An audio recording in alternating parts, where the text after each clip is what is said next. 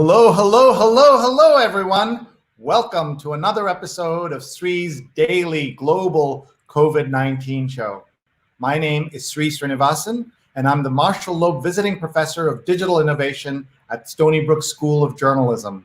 It is my honor to convene this global conversation where we talk about various aspects of COVID-19.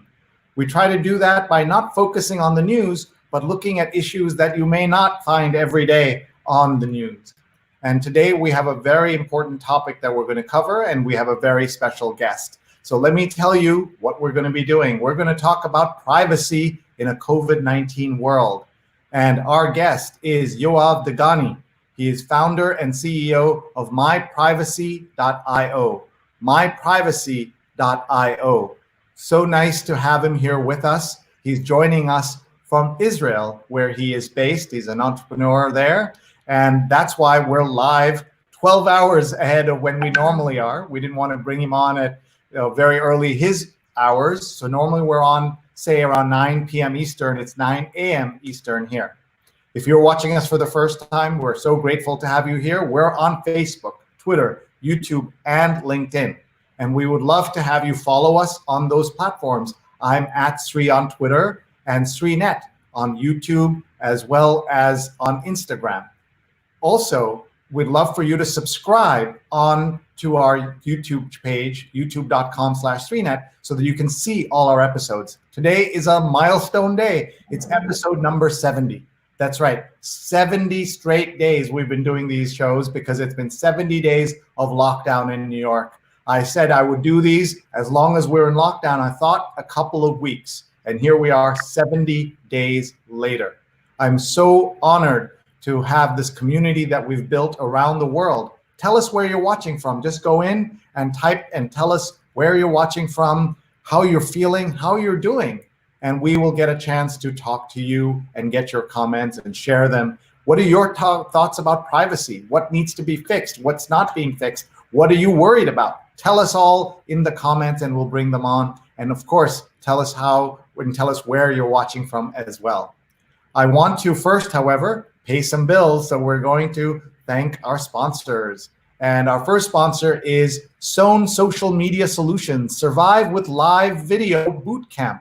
Starting June 1st, launch your own consistent live stream show in just 8 weeks. This is a course that you can take right now. Learn how to get and keep your message out there, building relationships with your customers and potential customers during a time when they need it most. Learn to get past the fear of going on camera, what to talk about, the tech, how to promote, actually launch your show in a supportive community of professionals. At Sown Social Media Solutions, SOHN Social Media Solutions. We're very grateful to Tim Sohn of Sown Social Media Solutions for being our very first sponsor at the beginning of the pandemic. Since then, we've had so many other sponsors, but you never forget your first sponsor. Bruce Springsteen says he remembers who gave him his first $5 to play music. We'll never compare ourselves to Bruce Springsteen again, but just to say, I will always be grateful. And if you have an ad you'd like to run on our show, please let us know. Our rates are really, really inexpensive and a great way to connect with the planet. And before we launch our launch into our guest, we want to tell you about my new course. It is a free certification course for fundamentals of social media for journalists, PR professionals, and everyone. And I mean everyone who can learn from this course, the fundamentals of social media. It's an on-demand 2-hour certification. It's broken up into little bits, and you can take it, do it as fast or as slow as you want. It starts in June, but it's ready today for you to sign up. mrac.co/social. mrac.co/social. Please check it out. Free certification. People of all ages will benefit from this. All professions, all experience levels, everyone will benefit from this. The fundamentals of social media. The reason we're doing it is we want to help the planet. And we believe that one of the things you can do is upskill your social. And again, go to mrac.co/social to sign up.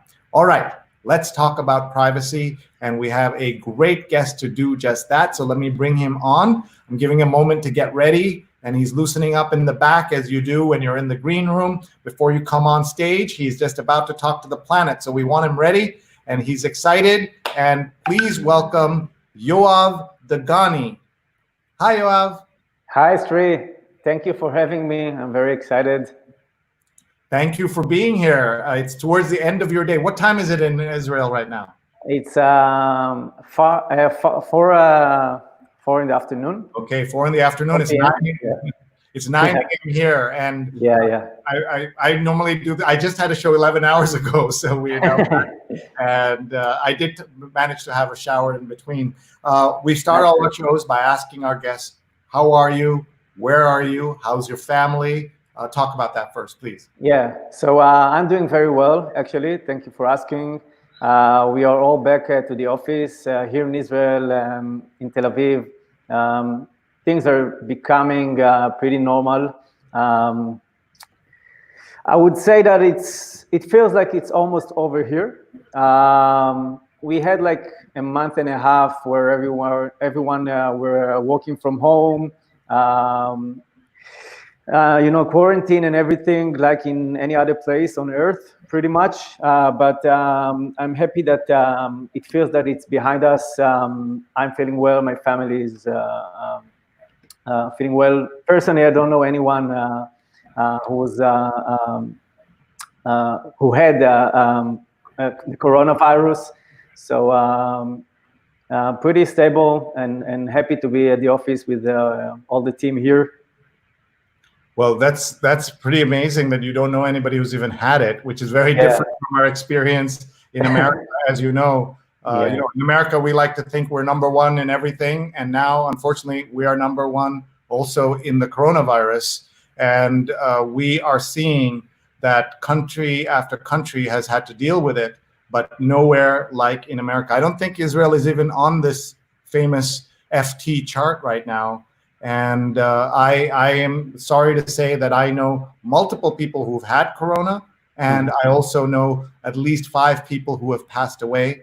And this morning, I woke up to read a Facebook message about someone I know who passed away. And I went back into my email messages, and I found a message from her in 2008.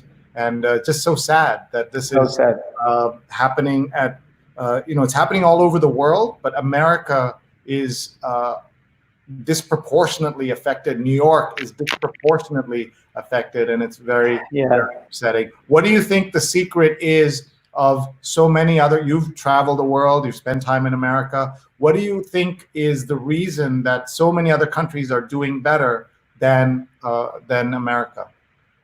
I think that, in my humble opinion, America was late, to tackle this issue.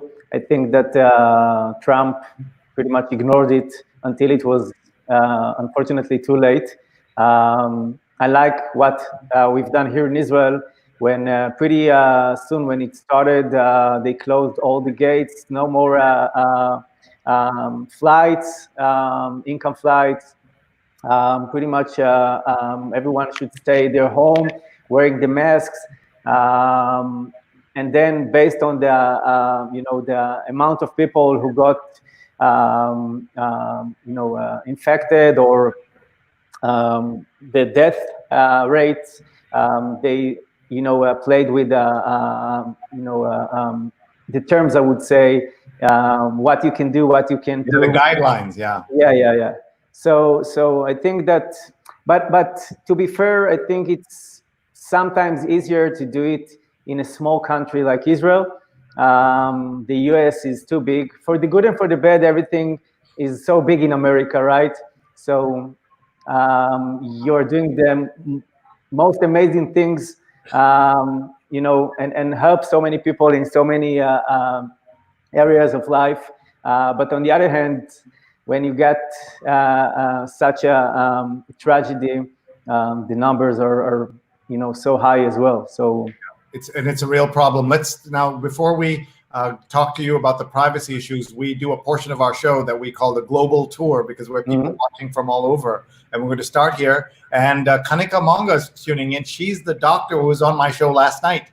And we had calls from all over the world talking to her. Doc, you're back. Great to see you. Rajni is watching. Good morning. Tell us where you're watching from. Vineet is watching from New Delhi, India. Rajni is watching from Toronto. Great to have you. Susanta is watching from Sri Lanka. How cool is this? And Vivian is watching from Sydney, Australia. And Marilyn is watching from LinkedIn in Staten Island. She was a hero during Superstorm Sandy that did so much damage to America in 2012. And now she's doing such good work on Staten Island. Marilyn, we need to have you on the show so we can learn from you. Stefan Kaplan is watching. He just shared the stories with everybody. We must survive with live video, he says, and he's talking about Tim Sohn and the video. And he has his own great show. It's called Spin It Social Hour, and it's terrific. So follow Stefan Kaplan on Twitter, please, everyone. And my mom is watching. Hey, I'm watching in Kerala in India. I'm so sorry that I'm not with you, but I feel like I'm with you in this way every day. So hello. Let's see here. Vipul Anand says, hi from New Delhi. Indian government launched an app to track COVID-19 cases near us.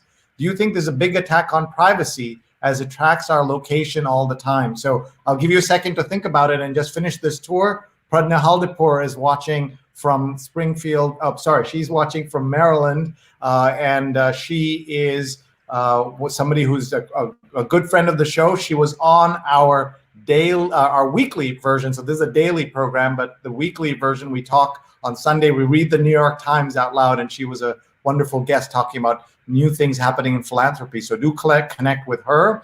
And Jennifer Phillips is watching from Chapel Hill, feeling eager to do more. So she's getting out there. Addicted Talk says hello to both of you. That's great. And Stefan's saying hello to my mom. And Pradnya is in Silver Spring, Maryland. I got confused. And Vipul is asking again about that. So everyone's talking here. And Marco, our friend Marco, is here. Marco says, does Israel deal with privacy issues differently than the US, especially during COVID-19? So I guess we better get to the question. Let's go to the question first from Vipul about New Delhi, about India and government. I don't know if you know this particular case, but what are governments doing around privacy at the moment? Yeah, I think we have pretty much the similar issue in Israel. So I would say the equivalent to the NSA in the US here in Israel got the permission to track people's devices, phone devices, and whenever they are being around someone who got the coronavirus, they get notified. So they say they don't use it for other issues, other things. It's only to notify people that they should be, at quarantine, and that they will even know that they've been around someone who got ill. I would say that privacy, when it comes to privacy, it's always a trade-off. You can't have today full privacy because, first of all, a lot of companies and the governments, they pretty much know, I wouldn't say everything about us, but a lot of things about us. And many people during the last 10 or 15 years had the approach of give me everything for free and I will give you my information. Now people start to understand that it's a problem, but I guess that it depends what is the need and who is using your data and for what. We cannot control everything. We definitely need to know better. We need to understand and to educate ourselves why and how our data is being collected and used. So we are familiar with this particular issue here in Israel. A lot of people said that, in terms of privacy, that's a big deal. But once again, you cannot do anything. And you have to, you have to trust the government that they use it the way they said they're going to use it, only for, letting people know if they're at risk. So I hope it answers, but it does. You can, yeah. It does. Let's keep going. Marco's on LinkedIn, and Marco Greenberg is a great friend of the show. And Marco, it was with us for multiple interviews. He was on the show to talk about his new book, Primitive, about how your primal instincts can make a difference in surviving and thriving in the world today. It was written right before the COVID-19 crisis, but I think the world is even more primitive now, and the benefits from what he has done with his observations. So definitely check out his book. It's called Primitive, and the website for it is primitivebook.com, primitivebook.com. And it's Marco Greenberg who asked this question: does Israel deal with privacy issues differently than the US, especially during COVID-19? And if you can also touch upon how this affects the ongoing problems that Israel has internally and in the neighborhood. I think it's pretty much going back to the previous question. I'm not sure what the U.S. is doing in terms of the privacy of their citizens. If they're doing something like I've just told that is being done here in Israel, and as our guest just mentioned in India, I think that once again there are things that are easier to do in a small country when the government has the pretty much capability of doing everything they want to do. In the US, it's a bit different. Every state have their own rules, and I know that New York is different than California and other places. I think in Israel, they were a bit more aggressive, but you can't do anything about it. So I think that the idea and the thing that people need to know is that other places are even more dangerous when it comes to their private information, private data. We give our data to any website that asks for, first of all, connect our social accounts like Facebook and Twitter and Google, and then some third-party app can have access to our most personal data. And we do it because we are lazy and we don't want to sign up with our email and add the password. So we have to be more careful and cautious when we go online and browse the internet. And there are several things we can do. When it comes to the government, I guess we can't do too much, but we have to understand why they do it, and hopefully they won't do anything bad with this data. Anything bad or thinking that, I think, has shown that no government will ever do what's in your interest in terms of information. Their interest is very different at a government level. So let's talk about why we have you here and how you became such an expert on privacy. This is your app. It's called My Privacy. To find it, go to myprivacy.io, My Privacy. And it says the biggest and simplest privacy app ever made. And you've got very strong reviews on both Apple and Android. So talk about the app, what it does, what are the features. I will scroll through the website here so that people can understand how this works. And I like I'm just going to read these here. It says hide location and protect Wi-Fi connection, lock your photos and videos, surf securely and anonymously with built-in ad blocker, manage and clean your social account permissions, store and create safe passwords, lock apps with another layer of security for Android only. And you're able to do all of this. So talk about why and how you built this and how it's different. Because if you type in privacy, you get so many things. So why are you the site that people should know about and the app people should know about? So you said it yourself. There are so many solutions out there. And I think people pretty much gave up on their basic human right for privacy because they lack the knowledge. They don't know what to do, where to go. Where should I start from? Should I go to an app store and browse between, 4 million apps, look for what? And even if I found something, can I trust this vendor or not? And even if I trust, sometimes in most cases, the solutions out there are for tech-savvy people, for people who understand what they even search for and what they need, which is not the common case. So even if I understood what this app is doing, it solves only one use case out of so many. So should I go and download 10 or 15 or 20 different apps? Never going to happen. And people, mainly because of that and a few other reasons, gave up on this basic human right. And when I started thinking about the idea of my privacy, I wanted, in my entrepreneurial career, I always try to find a solution for, that will touch and will have an effect on a big amount of people, not something niche, not something for the experts. And I thought that privacy is a big issue. I think that most of the people know that there's a privacy issue, but once again, they don't know what to do.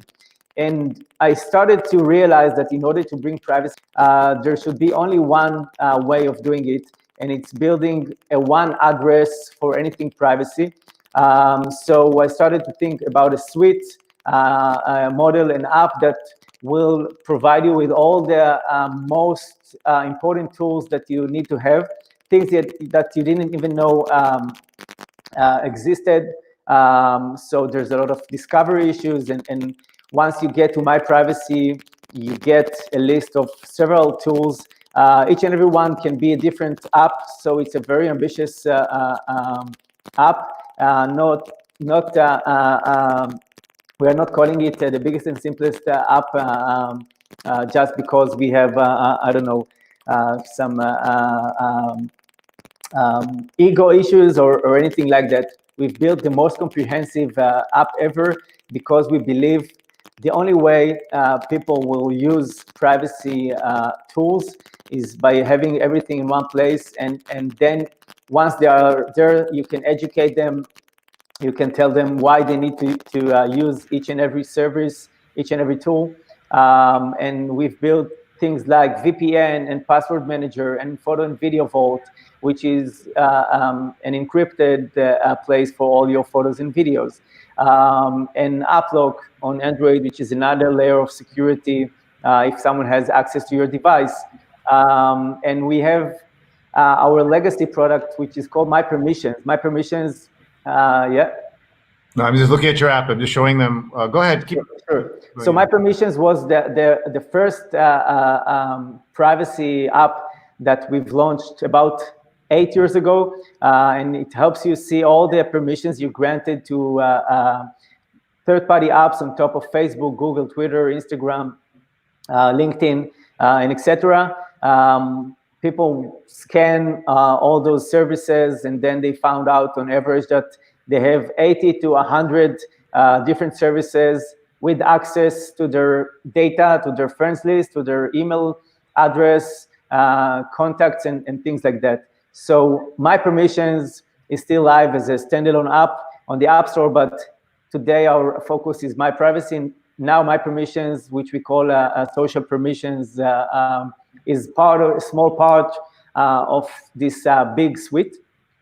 That's the approach. We believe that in order to bring privacy to the masses, you should both have everything in one place, and second, the focus should be a very, very easy to use experience. So my mother and my friends and my wife can also better protect themselves, better understand. And one more thing is that we believe privacy is not a black or white thing. It's more like 50 shades of gray.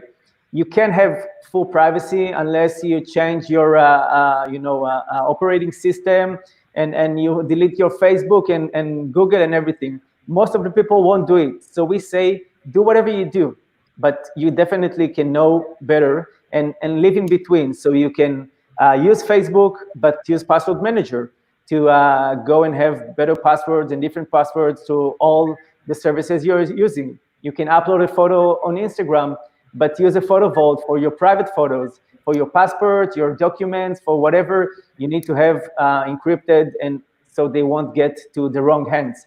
This is where we live, just in between, and that's My Privacy in a nutshell.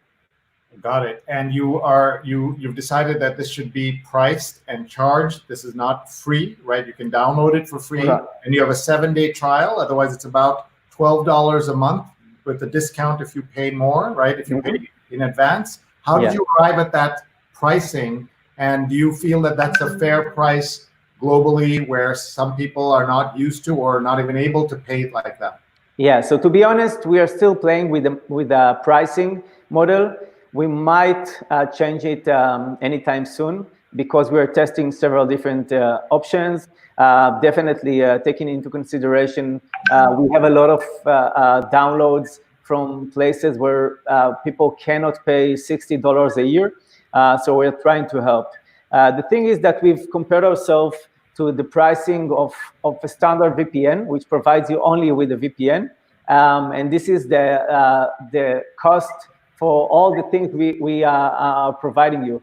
When you download the VPN and pay $60 a year, you get a VPN. When you pay us $60, you get a VPN, a password manager, a photo vault, social permissions manager, and et cetera, and et cetera. So once again, we are still playing with it, but we believe that if you're not paying for your privacy app, so you don't have a privacy app, they have to monetize somehow. And you know, if people give you something for free, they have to either mess with your data or advertising or things like that. We don't want to mess with anything. We don't have access to users' data, no registration on our app. It's your data, and you're the only one that can access this data. But we raise the flag and say you should want to pay for your privacy. Got it.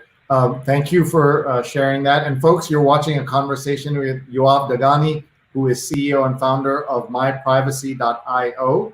And he's here to talk about privacy issues. He has some tips on how you can use Zoom better, and just how you can be private and think about privacy issues, even if you don't buy his app. So we want to hear from him, but we want to hear from you folks. Tell us where you're watching from. Share your questions. We have so many comments that are coming in, and we love hearing from you. And a reminder that you are listening, you're watching my daily COVID-19 show. I'm Sreenivasan, and we do this every day. Tomorrow at 11 a.m. Eastern, we are going to be talking to a nurse who works at the front lines of healthcare at a hospital in the Northwell Hospital on Long Island, and we're going to hear what it's like to be a nurse on the front lines. And then on Friday, we're going to do one of our free tutorials where you can work on some of your digital skills.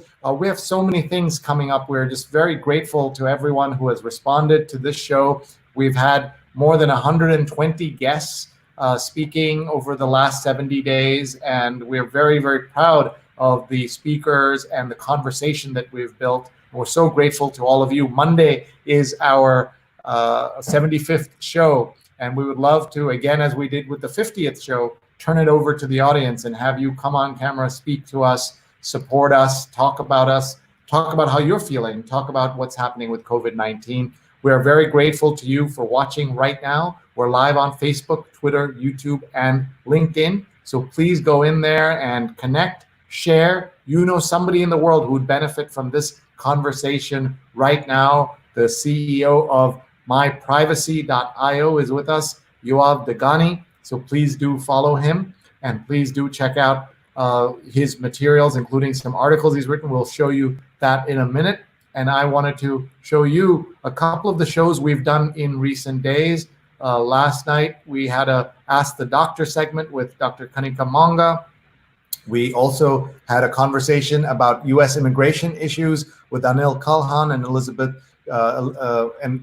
Elizabeth Cohen, which was really great. We had a positivity show with Natalie Nixon. All of these are meant to be ways in which you can learn how to use and how to talk about COVID in different ways. We also had our Sunday show with Rick Wilson and Steve Shale. One's a Republican, one's a Democrat, talking about how you understand the crisis in leadership in America. And Rick, because he has a huge social media following, we had 65,000 people watch us live, which was incredible. And then we also had a Twitter tutorial on design, a design tutorial. We also had a Twitter tutorial. And so we'd love for all of you to go back and look at all of these archives in YouTube, youtube.com/Sreenet.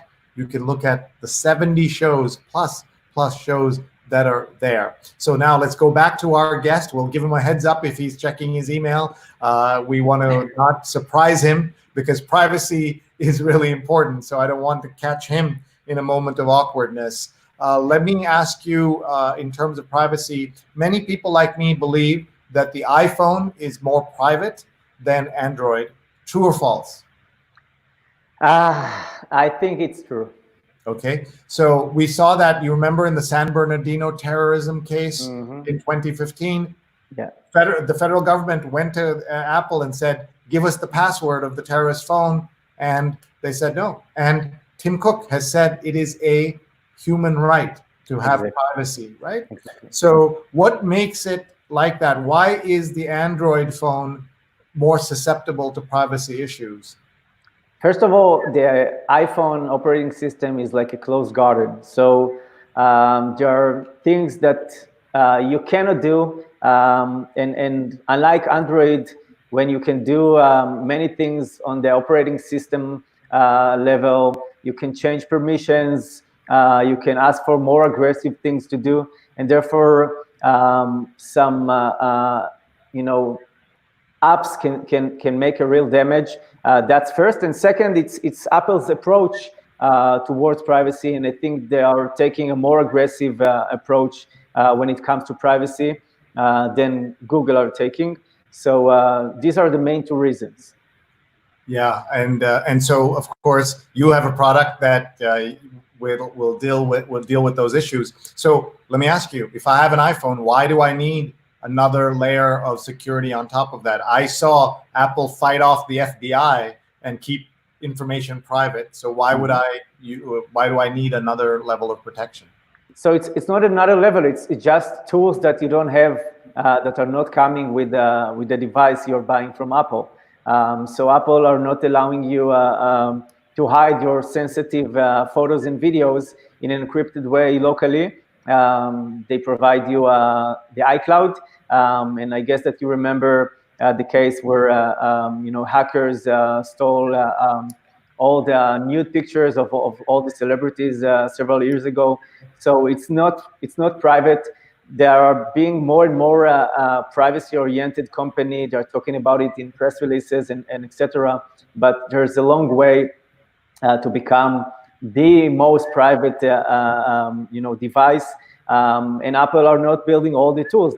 They have the ecosystem of applications, and I think that's part of the reason they are not doing everything themselves, because they need to justify the existence of the App Store and the app developers. Thank you. Okay, let's go to some questions. We have so many people with so many comments here. We just love seeing those comments. We are talking to Yoav Degani, who is the CEO and founder of myprivacy.io. Let's see, Cherry is watching from Kerala in India. Marilyn says, I believe that the transportation system contributed to the spread of the virus. That's for sure. Obviously, the international ones, as well as the privacy issues. The various transportation systems, even locally, had an effect. Marilyn says she also knows so many who lost the battle, which is very, very, very sad. Vivian says that as well. Watching from New York City, congrats on your show number 70. Amazing. Always such relevant content. We're very grateful for that. And Vivian says same in Australia, that the situation that she knows. Shailaja is watching from Bangalore, and people are watching from India. And Pavan Dhingra is watching and learning from Western Massachusetts. Pavan is a professor and the author of a new book about higher education that we'll be talking about soon. So stay tuned for that. Pavan Dhingra, check him out and check out the book that he has written. Rose is here. Rose is one of our two producers. Rose is Rose Horowitz 31. She's always live tweeting, and Vandana_Menon also live tweeting. Thank you very much. And Vivian says Australian government has just introduced a tracking app. 5 million have uploaded, but lots have not because of privacy. So What would you have you signed up for the Israeli app or not? No. So there was an app that was released by a private company to help people know if they've been around someone who got infected. But the other thing was done by the government. There was no app. They were just tracking the devices by location and everything. Yeah. Let's see here. Sree asks, hi from Delhi in India. Your view on apps being used via PC and phone to monitor employees as they work from home. So I have a thought on that, but we'll get your thought and then I will answer that question. So one of those, things that happened, the shifts that were happened because of this pandemic is the move from working from a more secured space in your office to working from home to everything is being done online. You've touched Zoom, and Zoom is pretty much the most popular app in the world right now. Everyone is Zooming all day long. A lot of people used it already for work-related things, but all of a sudden, all the families are talking on Zoom and everything. And Zoom, it's a nice app, and it provides a very convenient way to communicate with others. They used to have some privacy issues. I know that they are working really hard. They got a lot of bad reviews about the lack of privacy, I would say. And I heard that the CEO said that they are postponing everything, all their future plans, all the new features for like next releases. And in the coming release, they are going to tackle only the privacy issues. So they can, they provide your data to third parties for marketing, for retargeting. I don't say they do it to damage anyone, but once again, this is not a private approach. And they also provide, sorry, yeah? No, go ahead. I was going to show them your article. So let's just take a look at this article that you wrote, 5 privacy tips as COVID-19 pushes life online. And you wrote this with Thrive Global. This is Ariana Huffington's project. And so let's see what the top 5 are. So I'll read them and then you tell us. Oh, that's nice. All 5 of them are together. Normally on articles, there's one, then long article, long page, then number 2. So now we can see them over. Be antisocial on social media permissions. So let's do one at a time. What does that mean? Be antisocial on social media permissions. So I touched it earlier. Whenever you go to a new service website and you have to register, you can always, in most cases, use your Facebook or Google and Twitter credentials in order not to provide your email address or to type anything. So most of the people do it. It's faster, and we are lazy people. Yeah, I've been the same, I admit. But one day you wake up and you see like 80 or 100 different services that runs on top of your Facebook. Some of them you don't even remember using. Some of them you thought you deleted because you deleted it from your device, but you didn't disconnect it from your Facebook account. So they still get all the information you granted. So whenever you can, don't plug your social accounts to other websites or services. Okay, number 2, hide your location. Yeah, so that's very important. So we recommend people, whenever they can, to use a VPN. It's one of the things we provide on our suite in My Privacy, but you can use, there are lots and lots of VPNs out there. And the reason is that VPN creates like a secure connection to another network over the internet, and it encrypts all the data while it travels from one place to another. You are most vulnerable when you use a public Wi-Fi. You sit it's not really relevant these days, right? But when you sit on Starbucks and work and use their Wi-Fi, this is the place where you can be really damaged by hackers, and your data can be stolen, and so on and so forth. So whenever you can use a VPN, use it. Once again, there are lots of good options to use a VPN. That's great. Well, let's keep going and seeing what the other questions are. We have a couple of other tips also. Let's just finish those from you. Sure. Number 3 was use a VPN, right? And some people know with VPN use it every day, and some people are confused. And by the way, what do you do about if you hide your location, then people can't find you, but also, I mean, the systems can't find you, but if you get lost or your family wants to try, find you, so how do you explain that to your family that you've turned off all your location? So you touched another reason why we've built My Privacy. VPN is a very good example. This is the most successful privacy product out there, and still the majority of the people don't even understand what VPN means. My wife, you can ask her, she wouldn't know and use a VPN no matter what. And I think it's because the lack of knowledge, it's too technical, it sounds too like tech savvy. And we've decided not to call our VPN a VPN on our product. And we divided it into the three main benefits it provides you, which is hide your location, fake location, when you want to watch, I don't know, some content which is blocked on your country and you want to watch something else on the US or whatever, and protect your Wi-Fi connection.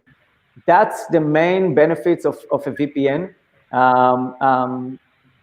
So you should definitely hide your location. I don't think that if you're getting lost or anything, the fact that you use the VPN has anything to do with it.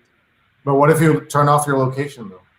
It's not turning off your location. It's just letting you browse the internet as if you are like in a server in a different place, as if you're surfing from a different country in most cases. But it doesn't mean that you're turning off your location on the device. And then it says your camera roll is not a filing cabinet. What does that mean? So I would say it differently.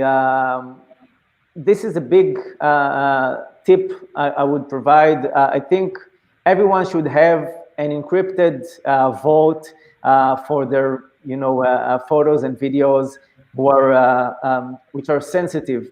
So you can do it on My Privacy, but there are many other alternatives for Vault because your gallery is full of medical documents and pictures of your passport maybe, or your credit cards or bank account details, and it's not secure while it's there. So you should definitely put the sensitive stuff in a encrypted vault. And that's what I meant there. Got it. And then your final tip was similar passwords create more risk. Right. So you should definitely use a password manager because it gives you the ability to create strong passwords, different passwords for many different services and websites. One of the things that people say all the time is that I don't remember my passwords, I have too many passwords. And when you have everything stored in a password manager, it provides you, it takes off the need to remember everything. And in addition, it helps you to generate new passwords, strong passwords. And whenever you are using the same password for like different services, you are at risk, because if I don't know, if someone hacked my Facebook account and I have the same password on my Gmail account, then all of a sudden they get all my emails and connections and everything. So different passwords, strong passwords for different services. And this is something we've been saying. I've been doing technology reporting for 25 years, and we've been saying, fix your password, fix your password. And what is still the #1 password in the world? Password. right? People still, Yeah. people Yeah. still do that. Yeah. Let's see here. Arlene says she doesn't know what day it is, but howdy from Uptown. And Tim says a morning COVID-19 show, shocking. And Hal Wiener is watching from Lincoln University in Pennsylvania. Thank you for watching. Carla thought the same thing. I'm so happy to be wide awake and listening, although she's usually going to the to bed when we go live. And Stefan says, I just went live and now watching live streaming, live, new hashtag. Tutan says hello. Karna says hello. Stefan says, I forgot which airline I just read about, but they started having all flight attendants wearing full protective gear. All companies must take care of their employees. How are you taking care of your employees, Yoav? Yeah, so up until this week, everyone worked from home for about a month and a half, maybe a little bit more. I was the only one coming to the office, but I was here by myself. I have a little baby at home, and it was pretty much impossible working from home when he's, crying and wants my attention.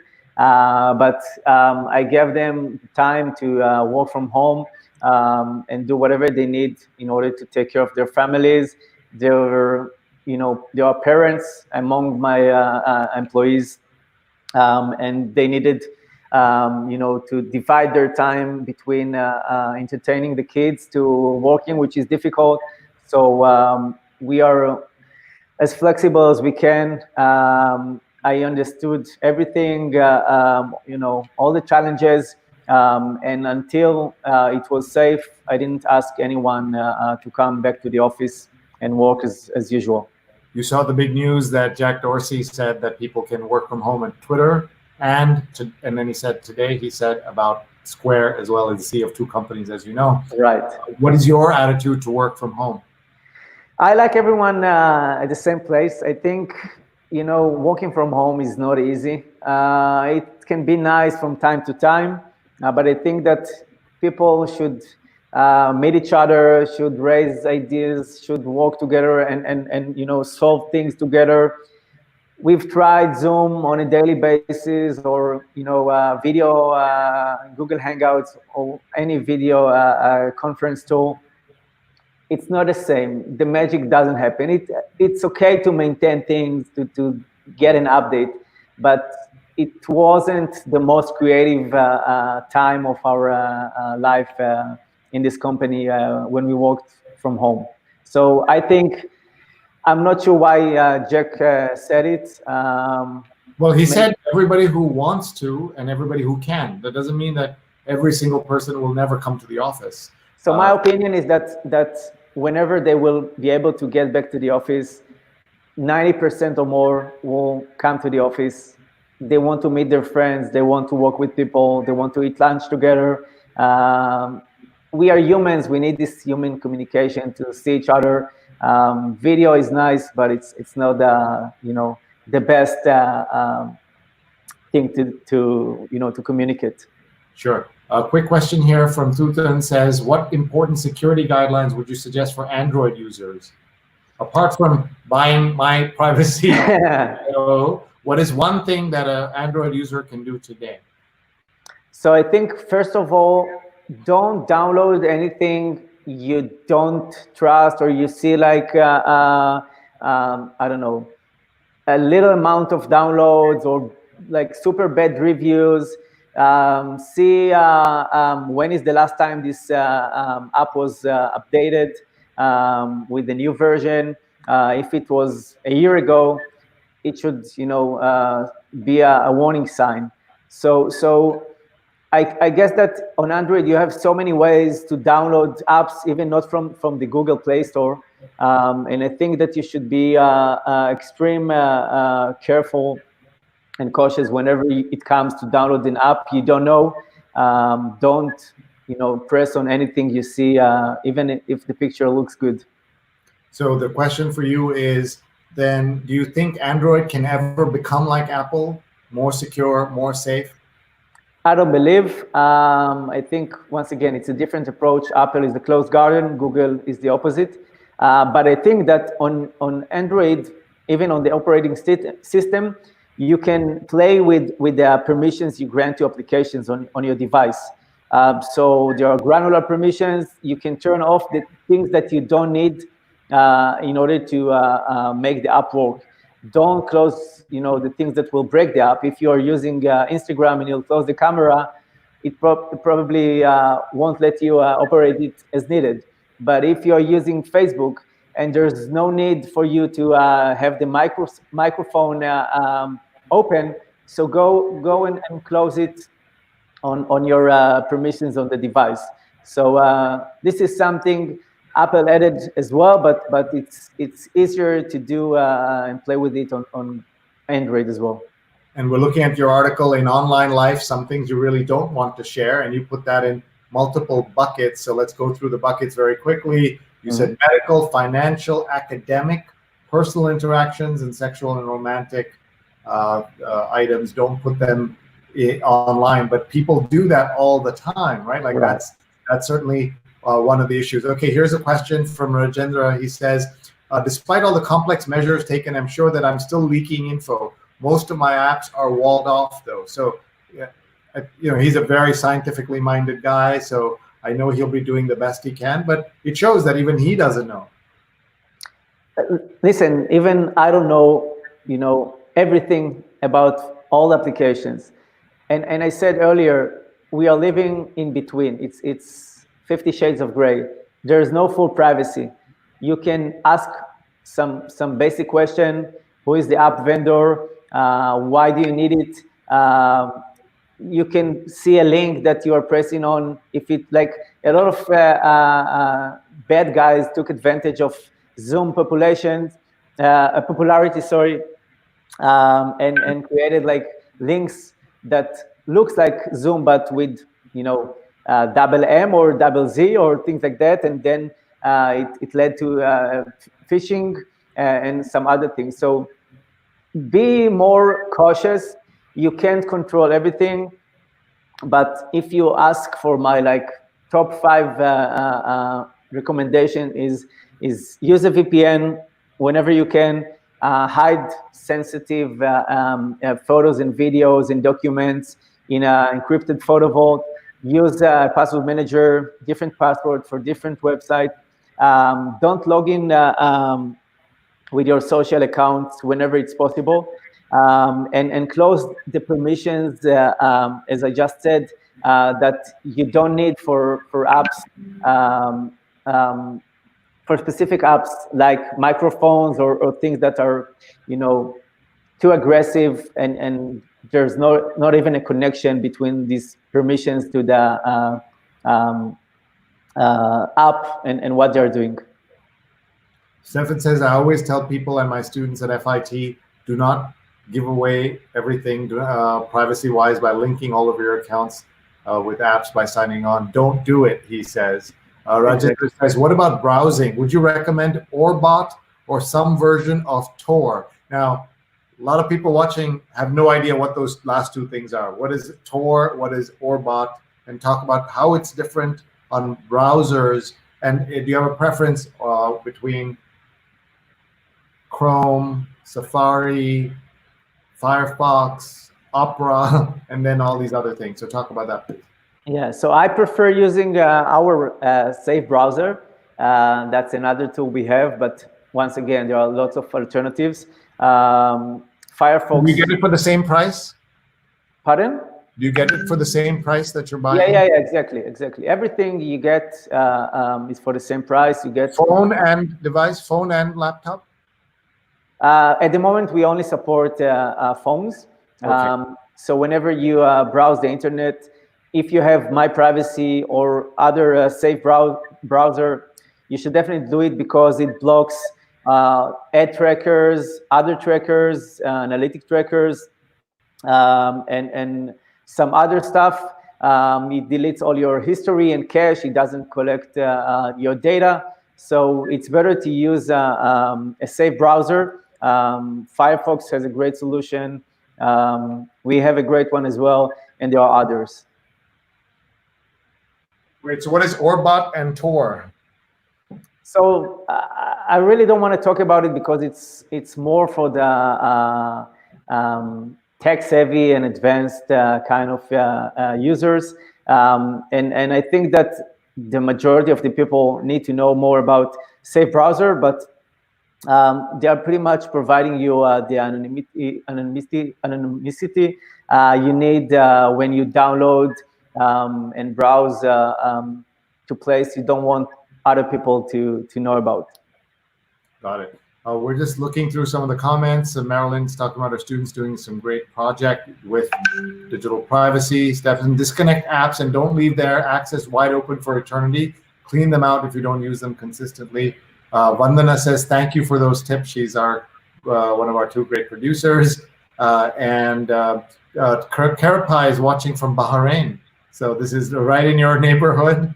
Yeah. And Rajendra says, while a preliminary check of my Iffy app helps, a trash account with auto-delete could redirect unwanted material and ensure some privacy. And Ashok says, thanks, I will agree. Working from home is occasionally okay, but not a substitute. And Rajendra, great to hear from you. So they're all talking there and sharing. Yoav's top tips: use a VPN, use a password manager, don't log into apps with your social accounts, and don't give permissions for your data. So that's great. And Ashok is asking a simple question: is Zoom safe? I would say not, but it's not that it will steal your data and do like a crazy damage. It's just not super private. If your boss can get a record of some conversation you had with some team, that's not privacy, right? It's not that it's not secured. There's a difference between privacy to security. But privacy is the things I want to keep to myself and myself only, and I don't want others to see it, hear it, or whatever. So once again, having the boss, and by the way, the one who is the organizer of the call can create a transcription of the call, get a text file, so you can search by keywords, and it becomes more and more complicated. People can search for whatever they want very easily, and I don't want it. I had a conversation with a colleague of mine. I want to keep it between us, so it's not super private. Asking, is it better to uninstall it? I would say don't uninstall it, because if you have a client or a customer or a boss who's using it, you can't say, sorry, I don't use Zoom, and walk away. No, I wouldn't say you should uninstall it, but whenever you can, you should definitely be aware that there are alternatives which are more secured and private. Even FaceTime is much better. There's an encryption end-to-end. There's an open source called, I forgot the name, Jitsi Meet. So you don't have to register or anything, just start the conversation immediately. So there are alternatives. Signal provides encrypted call option. So if you don't have to use Zoom, use the alternatives. If everyone in the company are using Zoom, you should do it. Right. I hear you. All right. We have just a couple of minutes left. I want to share my thoughts on working from home and what's going on right now. I think part of the problem is that companies have always had the idea that workers are stealing from them. That is the automatic attitude, that the people that we hire, that we nurture, that we say all the time, they're our best asset. We treasure them. We treat them like they might be criminals, and that they're stealing from us when they take vacation. They're stealing from us when they are home with their kids or whatever. And so my feeling is that people should, instead of judging by amount of time sitting in front of a desk, they should be judged by output. And I think that's a much healthier thing for the world. And so if you want them to come to the office most of the time, great, but give them the flexibility. Nobody wants to sit home 5 days a week and not work. They all want to work. My wife, who works for a big corporation, is working so hard now, like all the time. We don't even get to talk to her. I told her, if you go back to work, how will, she has like an hour and a half commute. How will she do it? There's no time for the commute. So this is where I think the world fundamentally made an error by focusing on output only. Now, if you work in a factory, of course, that's the way you're going to do it. But in some of these knowledge tasks, right, like in your case, my case, Let's base it on output. And the meetings are important, and there are ways in which you can gather. But we want to let our guest go. Yoav Degani, you've been very kind to spend so much time with us. We want everybody to check out myprivacy.io, and you have a free trial for everyone for 7 days, so they can check it out. And you said you're playing, so somebody who hears that you're playing around with pricing will say, well, maybe I shouldn't download it now. I should wait till you have the final pricing. Maybe a big sponsor will come and give it away for free or something. Just to emphasize, in any case, you can download the news at the moment, the majority of the tools for free anyhow. So only the things related to the VPN at the moment are the ones you need to pay for, because it's a very expensive product to maintain and to operate. So you can download and use most of the things for free in any case, even now. So even now, if I don't want to pay, I would just close it. Yeah, just close, and I can hide my photos, hide contacts. A lot of these I can do. So that's great. So that's very important. Thank you for clarifying. Yeah. So everybody, you can use 80%, 70%. Even 85%. 85% of the app for free. You can use 100% for 1 week, but 85 is free. 85% is free, and so you can check out myprivacy.io. We want to thank you very much, Yoav Degani. Thank you so much for having me. It was a real pleasure. And everyone, check out Yoav at Yoav Degani on Twitter, and also check out his website, myprivacy.io. And thank you for joining us. I think it's we've gone so long; it's almost dinner time in Israel. And we look at what Rajendran's saying. He has Zoom on a separate laptop with little personal data on it. So there are different ways that people try different things, but I think you've given us lots to think about. So I'll let you go. Thank you very much, Yoav. Bye-bye. Thank you so much. Bye-bye. And now I just want to just give you a little bit of a wrap up to the show. I thought it was very useful for us to hear from Yoav. Whether or not you use his product, his tips were timeless and very, very helpful. So I hope you will check them out. If you're just tuning in, I always reintroduce our guest, because on TV they don't do that, and because you can't really watch the TV interview again easily. Or if you join a webinar, you have to wait till somebody sends you the tool of the video recording. We are going to be live in just a minute, or not live. The recording will be available to you in just a minute. Our guest has been Yoav Degani, who is the CEO of myprivacy.io. Myprivacy.io. I hope you will tune in so that you can watch live on Facebook, Twitter, YouTube, or LinkedIn. Please tag a friend. Please hit share. That was a great show and a wonderful way for you to learn while you're going about your day. We'd love to see more of you listen in to that particular show. A reminder about our sponsor. We want to thank Sown Social Media Solutions for their great work in offering the Survive with Live Video Bootcamp. And we have a testimonial that we want to play for you right now. Hi, my name is Steve Taylor, and I have had the pleasure of being part of Tim Sohn's first Survive with Live video course. I had very high expectations for the course because I had taken a previous workshop with Tim on social media, and that was an excellent experience, and my high expectations have even been exceeded. I certainly knew that I'd be getting great tech tips, great guidance as to equipment and online tools and all the other processes and steps necessary to create live video. What I've also been very happy to learn is more of this process of thinking through, planning through a broadcast before you even go live, creating a show from scratch, looking at what one's market is and designing a show to be perfect for that market. I've had the opportunity since starting the show to work on several live shows, and the information, the connections that I've made in the Survive with Live video class and community have been invaluable in really helping me to refine my live streaming. I would highly recommend Survive with Live video for anyone who's going to be doing any sort of live video broadcasting. And that was an ad for our Survive with Live video bootcamp that's being run by Tim Sohn of Sohn Social Media Solutions, SOHN, socialmediasolutions.com, and you can take a course so that you get in 8 weeks, you get the training you need. And by the way, that gentleman you saw there was our friend and colleague, Steve Taylor, who is part of my awesome team. We take events and make them virtual. We're working on conferences, including a conference for 50,000 teachers.